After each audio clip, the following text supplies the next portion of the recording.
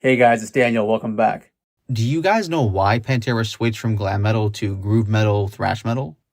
I pretty much saw it as a natural evolution of where they needed to be musically because they were a product of their environment so much so that they played covers, and at that point in time hair metal was big. And then I musically speaking, and also from being a part of a few of those conversations in the studio with them, was that they decided to strike out on their own and stop so much emulating their idols, so to speak.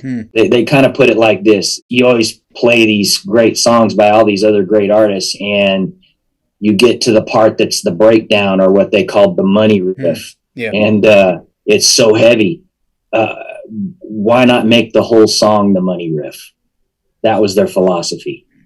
And so I think that's what they kind of stumbled into formula wise. So when it went from glam to noticeably heavier, it wasn't a surprise to me, because here I was seeing them on independent releases for all those years before. And then to see them on a major label was, I would think that they would have had to have changed their philosophy, their politics, everything, to be able to achieve that. And I think they did. I think it was a beautiful blend of just their own thing, just that groove metal, that power groove thing. On that note, when you start thinking about these guys were overnight successes and stuff of that nature, and that is so far from the truth. They spent a better part of a decade just honing their craft.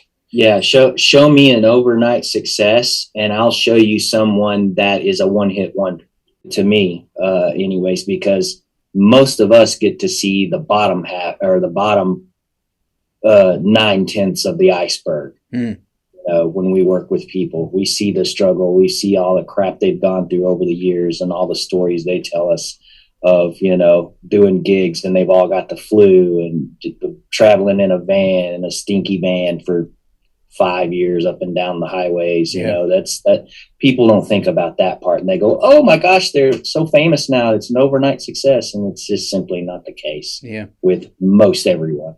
It's a lot of hard work. It is. It really is. And some of them put in all the hard work and they never make it, That's the whatever it is, define it. Yeah, for sure. And I always think that, like, that point you just made, I think is so important, because I think when people look at, I guess just in general, music or the arts, they might see someone that's not really successful and they might assume that person's lazy or whatever. But they don't understand that it's not one of those fields where the amount of work you put in automatically equals the amount you get out. Like, there are bands that put in so much and didn't get it, There's no formula. There's no mathematical equation to that.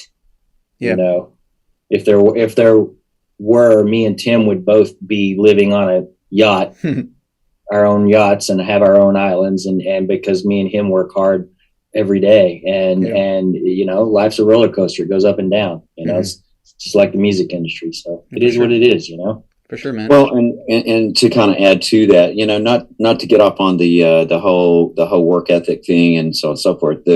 I can tell you there were days, even back then, as much words can't really describe the euphoria that I can speak for myself. The euphoria that I had walking through those doors every day during that period of time, knowing that hopefully we're going to get to be together for 6-7 months. And that wound up to be a much longer period of time for Sterling. But the euphoria that one has, you have a tendency to forget that when you're in that environment, it doesn't really feel like work any longer. Yeah. And that's what I felt like was really unique about Pantera as a whole. Is that it was a all for one for all.